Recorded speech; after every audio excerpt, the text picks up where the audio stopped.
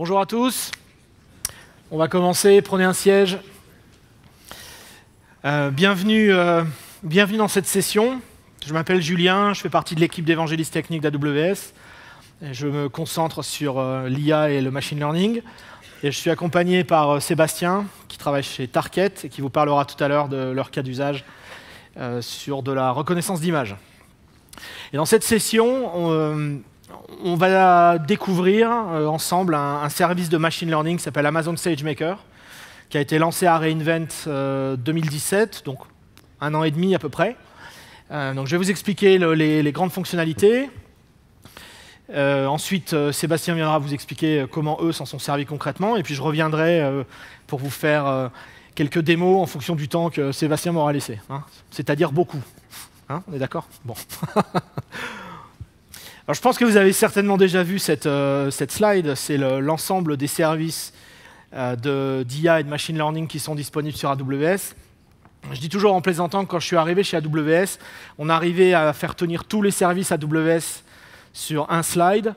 Et aujourd'hui, ça devient difficile de mettre tous les services de machine learning sur un slide. Donc, pas mal de nouveautés. Alors, nous, on va se concentrer sur la couche du milieu, hein, la couche SageMaker, donc, la couche qui vous permet d'entraîner et de déployer vos modèles construits sur vos jeux de données, mais sans manager d'infrastructure. Hein, l'infrastructure, comme vous allez le voir, devient complètement transparente, quelle que soit l'échelle. Donc, le but de SageMaker, il est très simple. C'est de vous permettre d'aller de l'expérimentation jusqu'à la production sans avoir à franchir de gouffres. Hein, ce que je veux dire par là, c'est qu'en utilisant le même service et les mêmes API, le même SDK, vous allez pouvoir aller vraiment de l'expérimentation initiale avec un notebook, regarder vos données ou un sous-ensemble des données, les explorer, les visualiser. Ensuite, vous allez pouvoir choisir l'algorithme utilisé pour entraîner le modèle. On verra qu'on a des algorithmes sur étagère et on a également des frameworks de deep learning. Je parlerai plutôt de deep learning dans la session d'après, qui aura lieu dans le grand amphi. Hein, donc il faudra que je me sauve à la fin pour aller à l'autre. Donc vous pouvez vous sauver avec moi si vous voulez. Il faut remplir l'amphi, oui.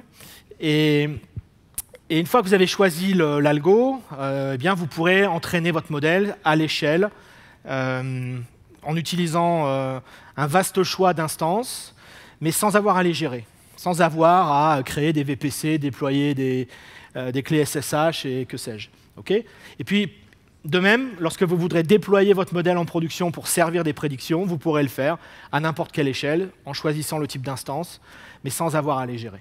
Okay, donc, c'est un service qui est assez populaire, qui est utilisé par voilà, je vous donne quelques exemples ici, mais il est utilisé par des milliers et des milliers de clients chaque jour.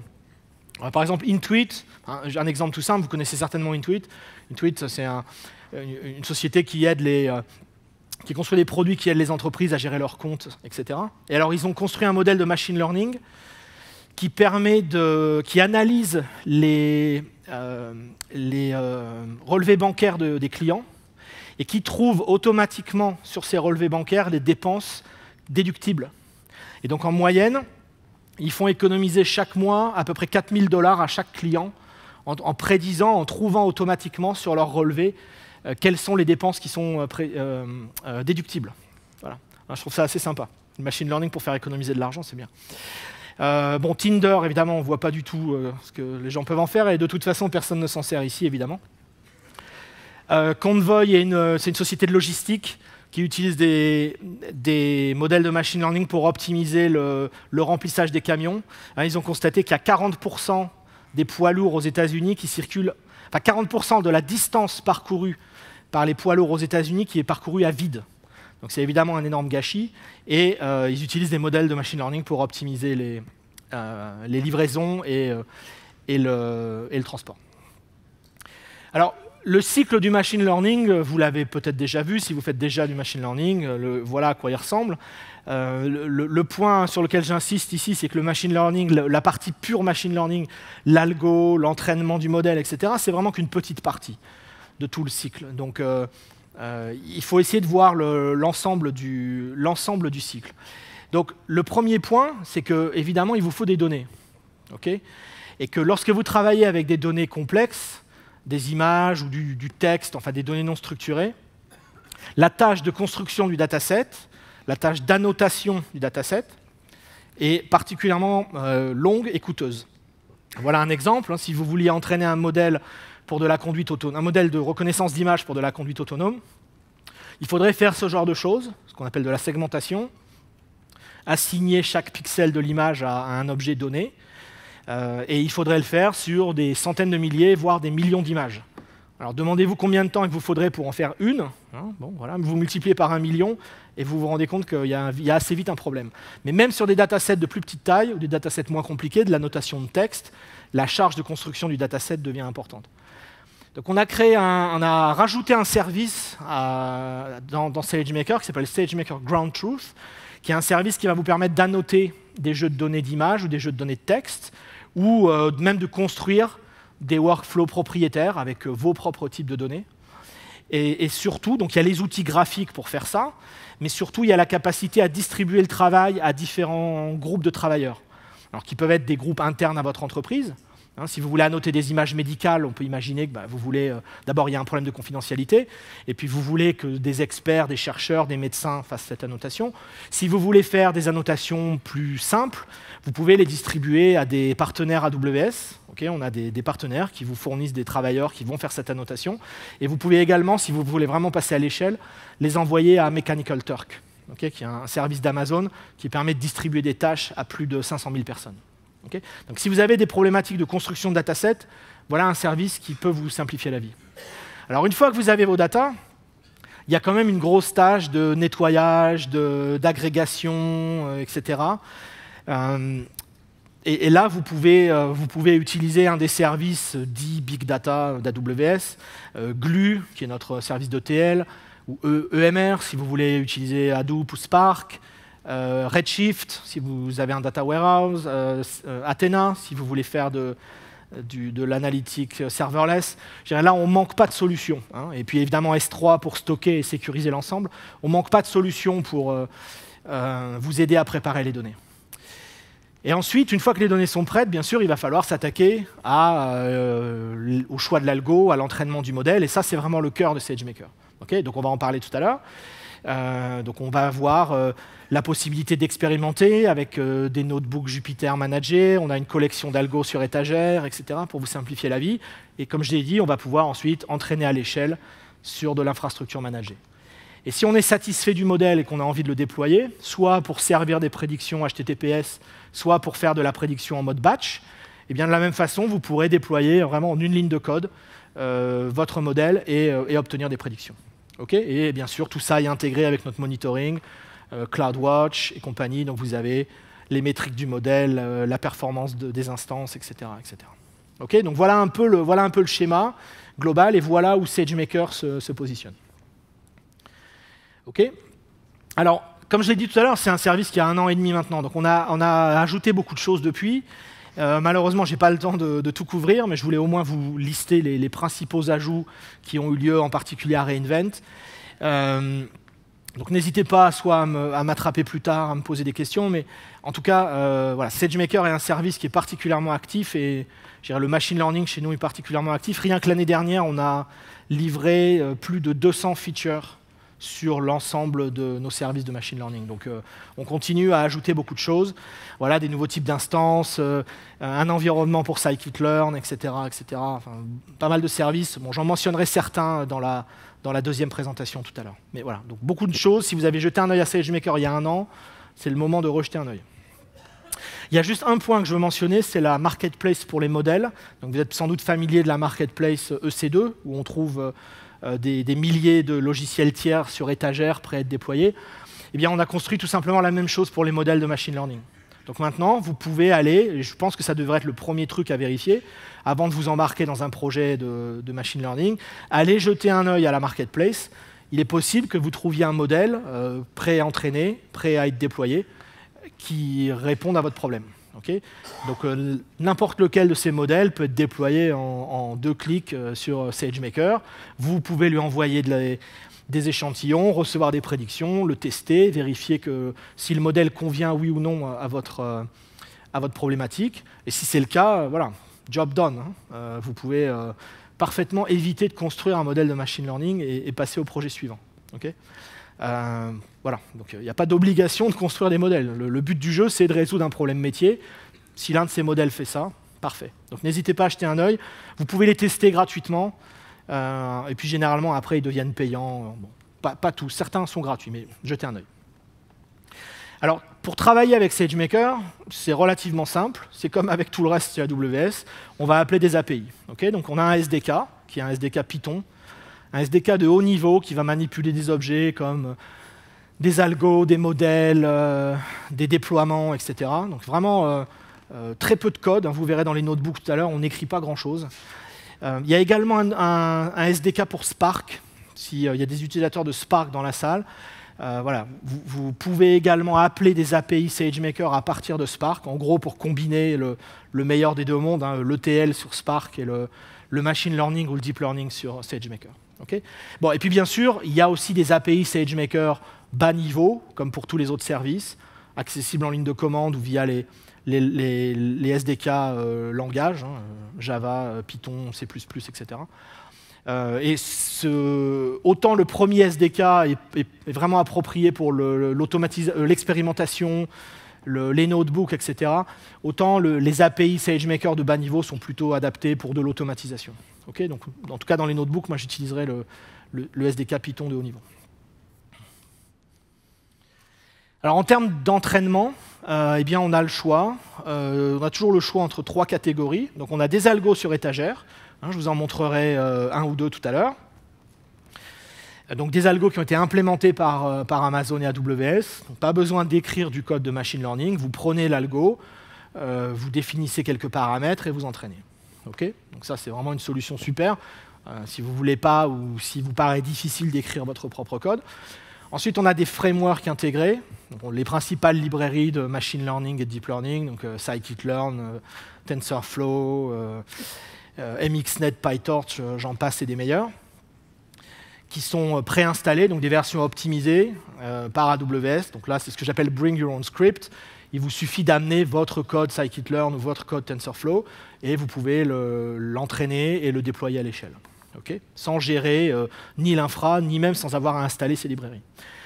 Et puis enfin, si vous avez besoin d'autre chose, si vous utilisez R, par exemple, qui est assez populaire dans le monde de la data science, ou si vous avez votre super librairie de prédiction hyper optimisée en C++ et que c'est ça que vous voulez utiliser, bah, vous pouvez construire votre propre container, puisque toute l'activité d'entraînement et de déploiement de SageMaker est basée sur des containers Docker.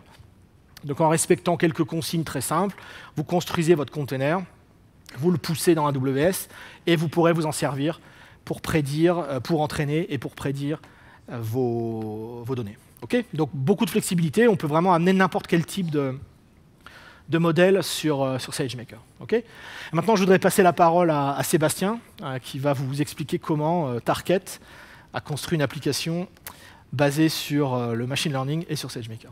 À toi, Sébastien. Merci, Julien. Mon micro marche, c'est bon, super. Merci, Julien. La petite slide qui présente Target, peu d'entre vous nous connaissent, en tout cas j'imagine, je ne vais pas faire un bras levé pour savoir qui nous connaît. Site français, enfin société française plutôt, répartie au travers du monde. Notre métier à nous, c'est de produire et de vendre, indirectement, mais de produire et de vendre du sol. Tout type de sol, tout type de surface, sauf la partie carrelage, enfin pas encore en tout cas. À titre d'exemple, on fait environ par jour, on vend 1,3 million de mètres carrés de sol par jour. Typiquement, cette moquette pourrait être un sol Target, je ne le sais pas. Ça pourrait être peut-être un bon cas d'usage d'ailleurs. Pourquoi pas. L'idée de Target, et d'une manière générale d'une grosse société industrielle, c'est de vendre plus et de vendre mieux. Et pour associer vendre plus et vendre mieux, c'est avant tout d'écouter les utilisateurs, les consommateurs, et interagir avec eux du mieux possible. À ce titre-là, l'enjeu derrière ce projet-là, que l'on a nommé Aladdin, était de concilier donc vendre plus, vendre mieux, être plus à l'écoute ou être plus dans l'interaction avec les utilisateurs. Comment donc recommander un produit pour chaque utilisateur, pour chaque contexte. Et on s'est dit, bah, très bien, dans ces cas-là, on va créer un chatbot, un bot, ça permettra d'interagir avec l'utilisateur de manière interactive. Je veux du sol rouge, très bien, bah, je vais te donner du sol rouge. Malheureusement, c'est une mauvaise idée. Tout simplement parce qu'après une étude qui a été faite, de notre côté, on s'est aperçu que ce qui prédominait, l'attente de nos utilisateurs, était quoi? Était basé sur l'image. L'image au sens propre du terme, au sens premier du terme. Premièrement, parce que les architectes, les designers qui sont nos premiers consommateurs, nos premiers utilisateurs, se basent avant tout sur des search engines de base d'images, donc du Pinterest par exemple, du Google Images, ce genre de choses, pour justement suggérer ou inventer de nouveaux designs. La deuxième chose, c'est que d'une manière générale, ils ont besoin d'un contenu à base d'images, donc très visuel, ça génère chez eux de l'inspiration et donc ça génère chez eux de la créativité et évidemment derrière de la commande de produits. Et la troisième des choses, ça c'était plus personnel, enfin plus pour la société, on avait envie en tant que société industrielle, on avait envie aussi d'interagir avec les technos modernes et les technos actuels. Donc on s'est dit, bon finalement on laisse tomber le chatbot, on laisse tomber le bot et on va plutôt partir sur du machine learning, voire de l'intelligence artificielle. C'est là où est né le projet Aladdin. Aladdin pourquoi? Tapis magique. Voilà. Plusieurs itérations à ce projet-là, plusieurs phases d'apprentissage qui ont commencé l'année dernière, début d'année. Tout ça pour dire que en fait, on a segmenté en fait l'image et la recherche d'image en deux critères bien différents. Le premier étant le critère couleur, donc l'image, de quelle couleur est-elle représentative, et le deuxième critère étant la texture. Lorsque j'envoie une image, est-ce que c'est une texture qui peut s'apparenter à de la moquette, à du bois ou à quelque chose d'autre?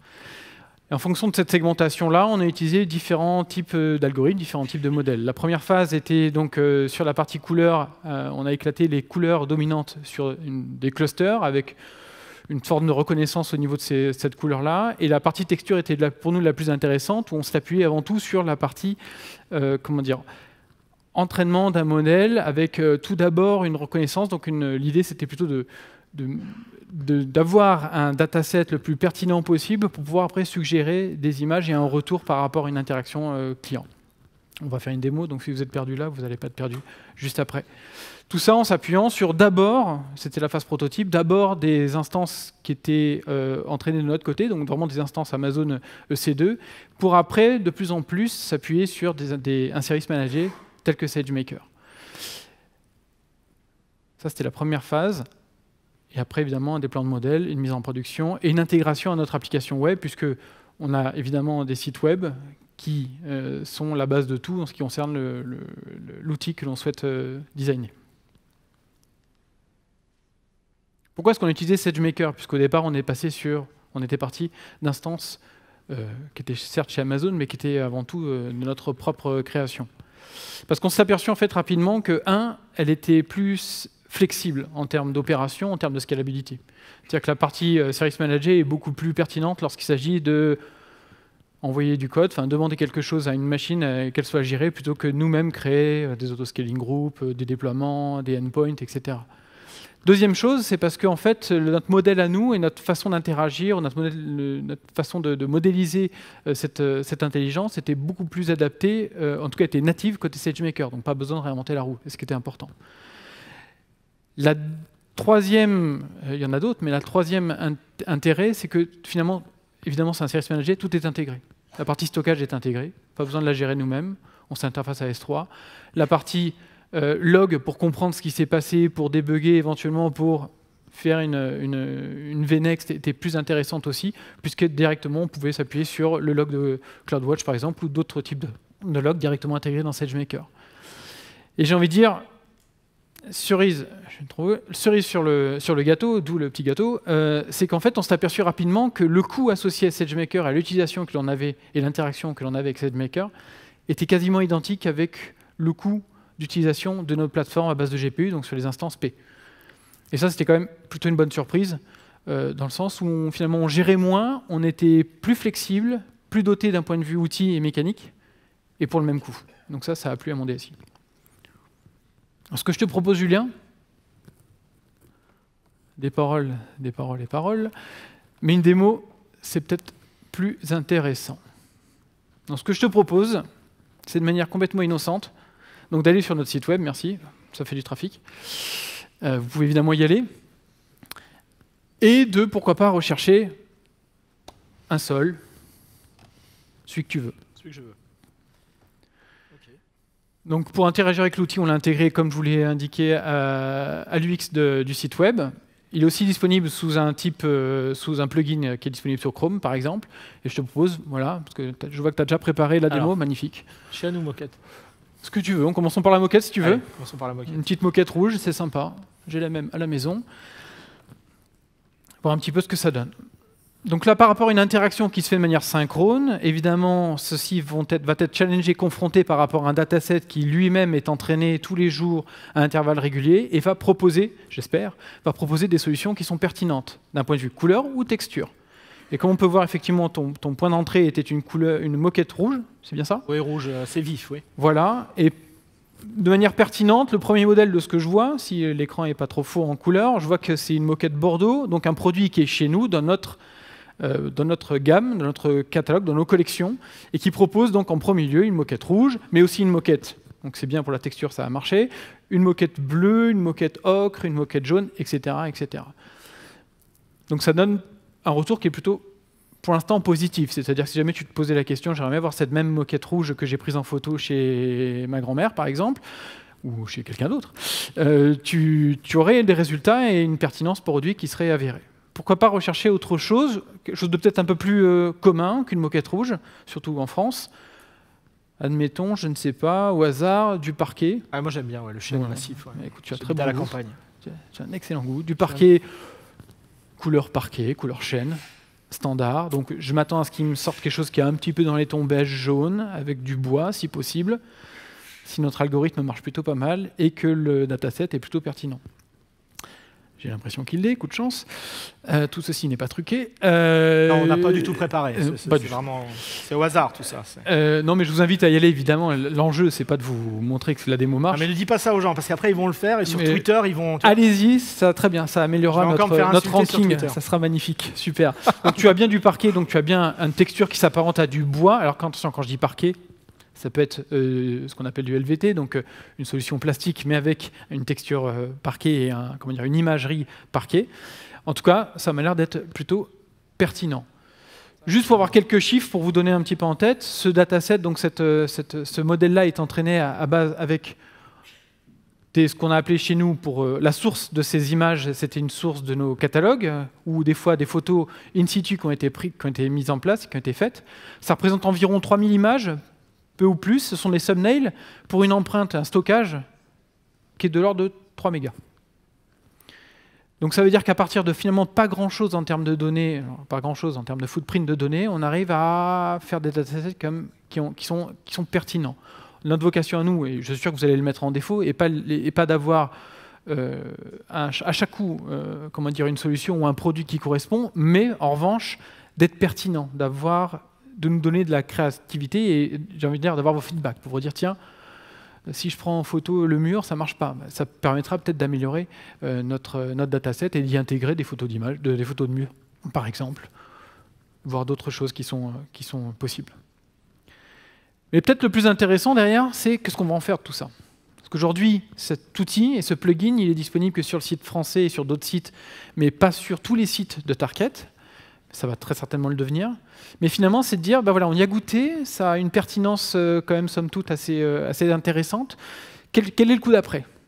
Le coup d'après, peut être de trouver un produit, une recommandation par rapport à un produit qui n'est plus en stock chez nous.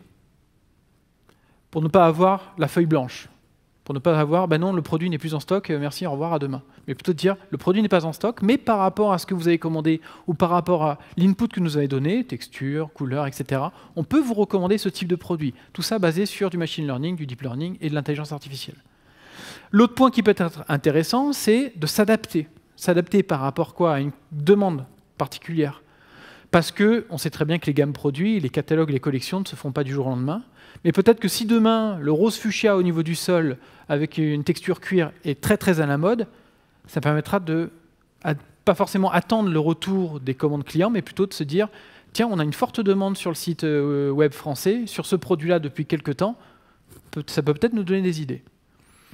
Ça peut être aussi, c'est une réalité, nous positionner par rapport à des produits des compétiteurs. Peut-être qu'eux ont des gammes, des textures ou des couleurs que nous ne faisons pas, et c'est peut-être le meilleur moyen pour s'en rendre compte. s'apercevoir que finalement, il y a pas mal de nos compétiteurs qui ont cette gamme de produits et nous n'en avons pas. Et enfin, et peut-être aussi c'est le côté créatif de l'outil, c'est permet peut-être de, grâce à prendre des photos de ses chaussures préférées, prendre des photos du mur que j'ai rencontré au AWS Summit, prendre des photos de mes plus belles chemises que je trouve vraiment géniales et je les verrai très très bien, le texture ou alors le code couleur sur le sol de ma cuisine par exemple, idée farfelue. Ça peut être générer ou créer des nouveaux designs et donc des nouvelles tendances, pourquoi pas, et s'adapter et voir se différencier. Merci à tous.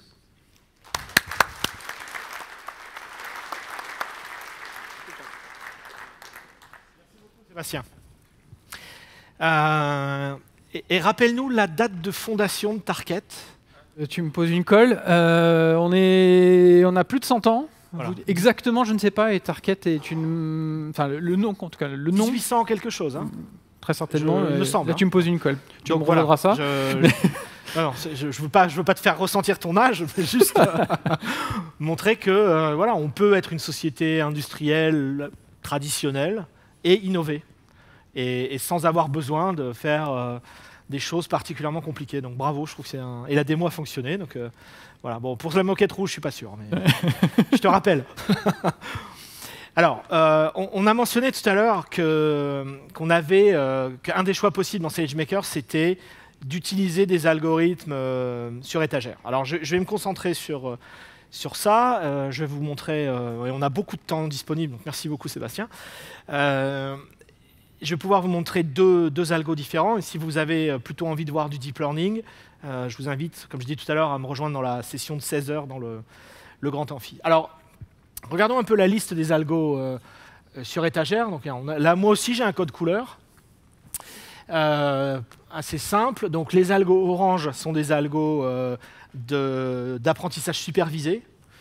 Donc, on va trouver des problèmes classiques, hein, la régression, la classification, etc. Et vous voyez qu'on a aussi bien, des algorithmes classiques qui vont travailler sur la donnée structurée que des algorithmes de deep learning. Donc, on a aussi sur étagère de la classification, de la détection et de la segmentation dans SageMaker. Et en jaune, on a les algorithmes d'apprentissage non supervisé. Donc là aussi, les grands classiques du clustering, de la réduction de dimensions, la détection d'anomalies, des embeddings, donc pour le traitement du langage naturel essentiellement, et puis du topic modeling, là aussi plutôt pour la gestion de documents de texte. Okay, donc tous ces algos sont là, ils sont implémentés par Amazon et AWS, alors à part XGBoost, qui est l'implémentation open source, et donc ils sont scalables, on considère qu'ils sont 10 fois supérieurs à ce que vous pouvez trouver ailleurs, c'est-à-dire soit 10 fois plus rapide, soit 10 fois moins cher, soit 10 fois plus scalable, etc. etc. Okay, donc essayez-les et vous me direz ce que vous en pensez.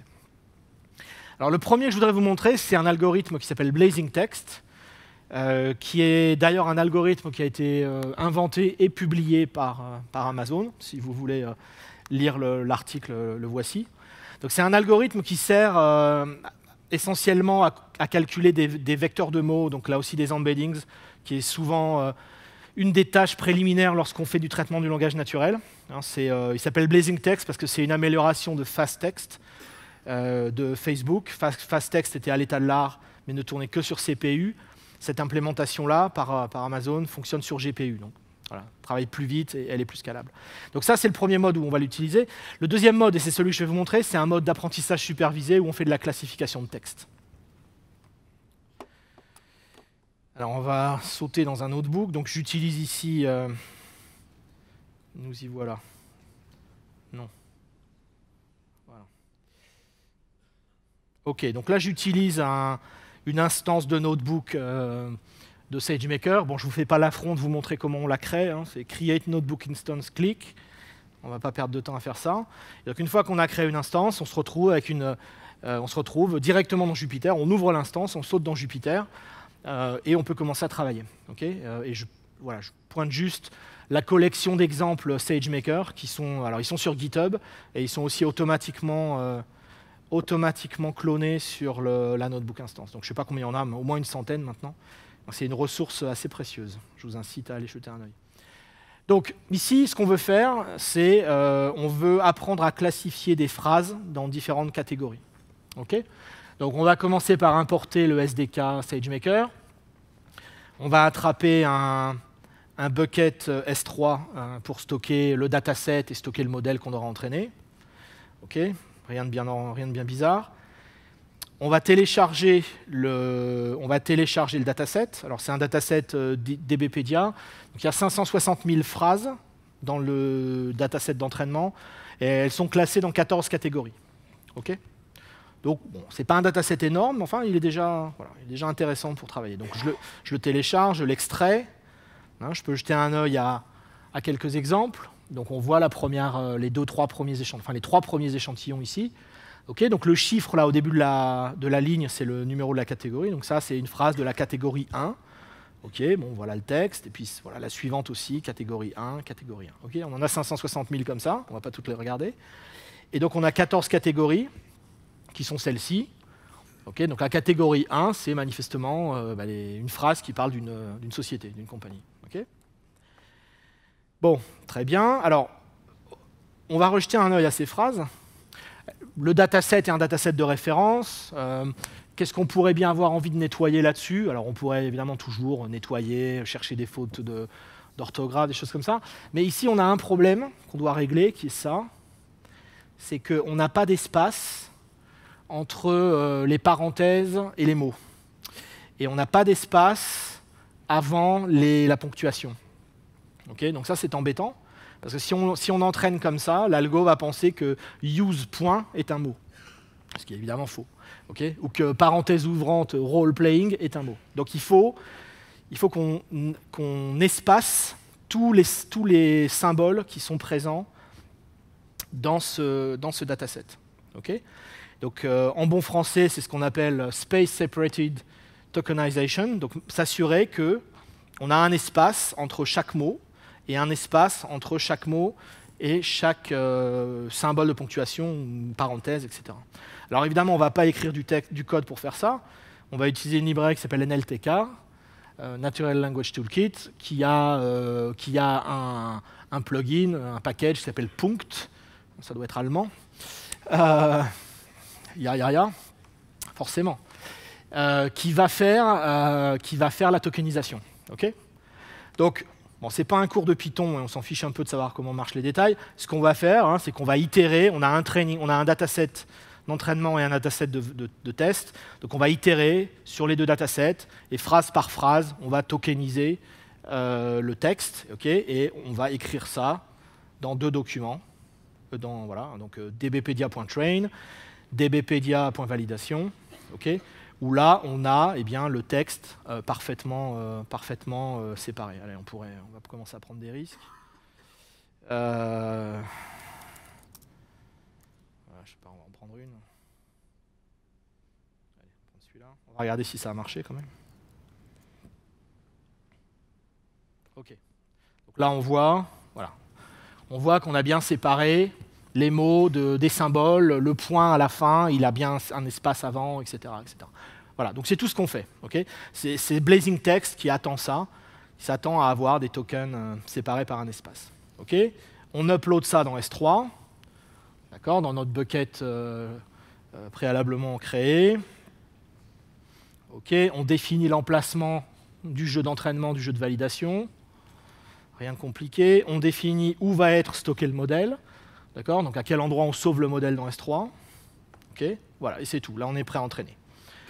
Donc, j'ai dit rapidement tout à l'heure que tout était basé sur des containers. Donc, il faut qu'on attrape le nom du container qui contient l'implémentation de Blazing Text dans la région où on se trouve. Donc, la région où on se trouve, c'est celle-là. Bon, en l'occurrence, c'est la région irlandaise. Mais on s'en fiche, on veut que le notebook soit générique. Donc, on récupère le nom de la région.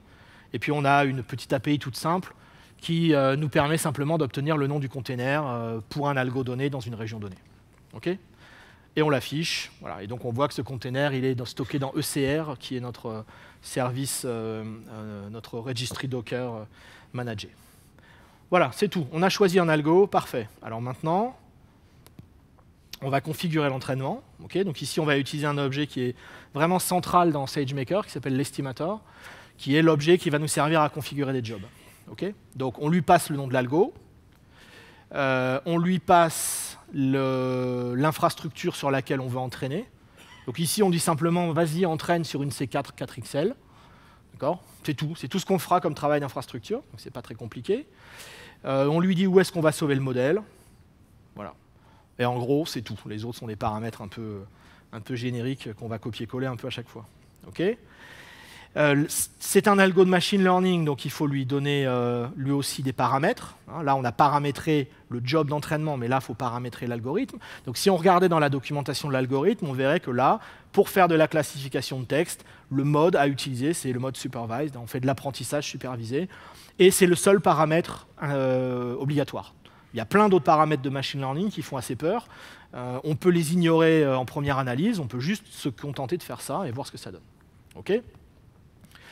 Voilà, on définit un petit dictionnaire Python avec l'emplacement du training set, du validation set, rien de compliqué, et on entraîne. Donc sur notre estimator, on appelle fit, et on lui passe l'emplacement des jeux de données, et c'est parti. Donc il va faire ça, ça dure 140 secondes. On arrive à une précision de 96%, ce qui est pas mal dans la mesure où on n'a absolument pas essayé d'optimiser le moindre paramètre. On a vraiment utilisé les réglages par défaut. Donc là, vous payez pour 140 secondes de C4 4XL. Voilà. Je n'ai pas le chiffre en tête, mais bon, c'est pas beaucoup. Et donc quand Sébastien disait tout à l'heure, on économise de l'argent, enfin finalement en tout cas, avec SageMaker, on ne dépense pas plus d'argent que sur EC2, c'est pour ça, à mon avis. C'est parce que cette infrastructure d'entraînement, elle est créée à la demande et stoppée dès que le job est terminé. Donc vous ne laissez aucune instance tourner pour rien. Évidemment, tout le monde éteint ses instances EC2 à la minute où il a fini de travailler. Ouais. Moi non plus, mais moi je ne paye pas mes factures. C'est ça la différence. C'est vous qui les payez, je pense. Donc merci au fait. Donc voilà, blague à part, c'est quand même important de se dire qu'on ne va jamais laisser des instances allumées tout le week-end pour rien. Ensuite, on déploie le modèle, donc c'est vraiment une ligne de code, avec ici un déploiement sur une instance M4XL. Donc SageMaker va créer cette instance, charger le container Blazing Text, charger le modèle, créer un endpoint HTTP, et à partir de ce moment-là, on peut soit s'en servir avec le SDK, comme je fais juste après, soit vous pourriez utiliser n'importe quel langage ou n'importe quel outil pour faire du HTTP post sur ce endpoint. Donc ici, on peut prendre deux phrases, on les tokenise, pareil, c'est obligatoire. On met ça dans un petit document de JSON, et puis on appelle predict sur le endpoint. Donc ça fait un HTTP post sur l'URL du endpoint. Et on récupère la réponse, et on voit que la première phrase, à 97%, elle parle d'une compagnie, et la deuxième, à 99% quasiment, elle parle d'une institution d'enseignement. Donc voilà comment, en quelques lignes de code et en quelques minutes, on se crée un modèle de classification de texte. Alors ça pourrait être des emails clients, essayer de les classer en fonction du produit mentionné, en fonction de... Je ne sais pas, à vous d'inventer ça, mais vous pouvez prendre ce notebook et très facilement le customiser pour votre propre besoin. Alors il me reste 6 minutes 20, on a le temps de faire un deuxième exercice, enfin un deuxième exemple plutôt. Donc c'est un autre algo qui est un algo de classification d'images. Donc j'ai dit tout à l'heure rapidement qu'on avait des algos de deep learning sur étagère, donc c'en est un. Donc ici, ce qu'on va faire, c'est qu'on va prendre un réseau de neurones qui a déjà été pré-entraîné pour la classification d'images sur un gros dataset. Donc on va télécharger le modèle déjà entraîné et on va juste le réentraîner un tout petit peu sur un deuxième dataset d'images. En bon français, c'est ce qu'on appelle du transfer learning, c'est-à-dire on récupère un entraînement préalable et on le spécialise pour un nouveau jeu de données. Alors l'image que je prends tout le temps pour expliquer, c'est imaginez que vous avez fait du décathlon pendant 10 ans, et un jour vous décidez de vous spécialiser en lancer du javelot.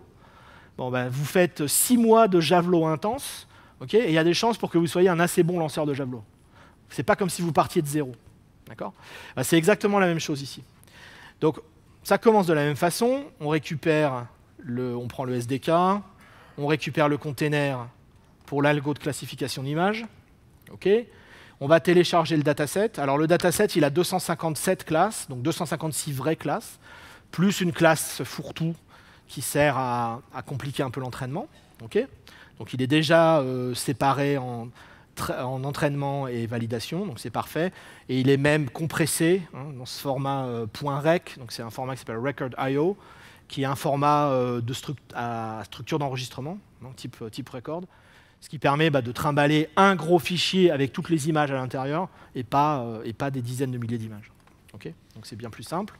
Et pour l'entraînement, ça nous sera pratique aussi. Okay, bon, là, il n'y a pas de traitement à faire. On upload directement dans S3. On définit les différents emplacements. Où est le training set, où est le validation set, où est-ce qu'on écrit le modèle. Okay, voilà, on peut vérifier que ça a été copié correctement dans S3. Et puis ensuite, comme tout à l'heure, on va utiliser notre estimator. On lui passe l'algorithme, donc le nom du container. Ici, on va entraîner sur une P3 16X large, donc avec 8 GPU NVIDIA, parce que je ne paye pas mes factures, et que quand on fait du deep learning, c'est bien d'avoir des GPU aussi. Okay. On va mettre les hyperparamètres pour l'algo de classification. Alors là, il y a un petit peu plus de travail. Déjà, on peut choisir la profondeur du réseau de neurones qu'on veut utiliser. C'est une architecture ResNet, qui est une architecture connu pour ses qualités de classification. On peut choisir différentes tailles. Ici, on va rester à 18 couches. C'est le plus petit, enfin le moins profond. Voilà, et donc ça va entraîner assez vite. On veut effectivement un modèle préentraîné. Donc on veut un modèle qui sait déjà classifier des images généralistes. Et nous, on va juste le spécialiser. Le format d'entrée, alors ça, c'est toujours la ligne qui fait peur, mais il n'y a pas de raison. Ça, c'est simplement pour dire que le format d'entrée du modèle, c'est en gros une matrice à 3 dimensions. Donc il y a 3 images, rouge, vert, bleu, okay, puisqu'on travaille avec des images couleurs. Les canaux sont séparés, et chaque canal fait 224 par 224. Okay, bon, le nombre de classes, le nombre d'échantillons d'entraînement, et puis essentiellement ici, on va entraîner sur 10 époques. Donc on va passer 10 fois le dataset à travers le modèle. Ce qui est faible, si vous faites déjà du deep learning, vous savez que quand on entraîne à partir de 0, généralement, on va entraîner 100 époques, 200 époques, 300 époques, parce qu'il faut faire l'apprentissage à partir de 0. Ici, on veut juste spécialiser, affiner le modèle, donc 10, voilà, c'est un nombre qui paraît raisonnable. Okay, voilà, et le reste est moins important. Okay, donc, pareil, je définis les propriétés de mes datasets, leur emplacement, le format record.io, je mets ça dans un petit dictionnaire, j'appelle fit, et c'est parti. Okay, et donc là, SageMaker crée la P3 16XL, télécharge l'algo, injecte les paramètres, pointe tout ça au dataset, sur le dataset, etc. Okay, et donc on va voir nos 10 époques qui défilent. Voilà, bon, et à la fin, on arrive sur une précision qui est assez médiocre, mais je n'ai pas cherché à optimiser. Bon, 76%. Voilà. Mais enfin, pour 6 minutes d'entraînement, 7 minutes, ouais, non, 6 fois 8, ouais, 6 minutes, 6-7 minutes, allez, c'est pas mal. Hein. Bon, le but, c'est pas de chercher la précision ultime, on pourrait aller beaucoup, beaucoup plus haut. Mais voilà, en 6 ou 7 minutes d'entraînement, on arrive à affiner à 76 et quelques % de précision. Okay, donc ensuite, on déploie le modèle. Donc là, cette fois, je le déploie sur une instance C5, parce que je n'ai pas besoin d'une instance GPU pour prédire. Et puis, on va tester une image. Alors, en avant. OK, donc là, c'est une image assez identifiable. OK. Et puis, on va la prédire. Donc, voilà, on va simplement préciser le type de l'échantillon. Donc, on va charger l'image dans un tableau d'octets. Donc, on indique le bon type. On appelle predict. Voilà, et on voit qu'on a à 99% la certitude que c'est effectivement un Bouddha. Voilà. Okay. Et à la fin, si on a fini de travailler, on peut effacer son endpoint, voilà, et arrêter de payer pour ça aussi. Okay. Et puis on pourrait le remonter quand on en a besoin, etc. Okay. Donc voilà vraiment comment en quelques, je sais pas, 20-30 lignes de code, on entraîne un modèle, on déploie. Vous voyez, quand je dis que c'est un SDK de haut niveau, c'est vraiment le cas. Il n'y a pas de complexité, il n'y a pas de plomberie, il n'y a pas d'infrastructure. Et quand on bosse avec les algos sur étagère, eh bien, il n'y a même pas de machine learning à faire, quoi. Donc vous pouvez, je veux dire, vraiment un développeur qui est capable de lire la doc des algos et de comprendre comment s'en servir, même s'il n'a pas d'expérience en machine learning, il va arriver à entraîner son modèle. Voilà. Et c'est vraiment ça l'objectif de SageMaker, c'est de vous laisser aller le plus rapidement possible de l'expérimentation sur un notebook jusqu'à l'entraînement à l'échelle et le déploiement à l'échelle. Okay. Et là, bien sûr, on travaille dans des notebooks, mais une fois que vous avez créé vos modèles, vous pouvez vous contenter d'utiliser le SDK programmatiquement et d'inclure ça dans des fonctions lambda ou ce qui vous fait plaisir et d'automatiser tout ça. Okay. Alors, quelques liens pour avancer. Donc, SageMaker fait partie du free tier, qui est une façon d'utiliser la plupart des services AWS gratuitement pendant 12 mois. Donc, allez voir, vérifiez bien les limites à respecter.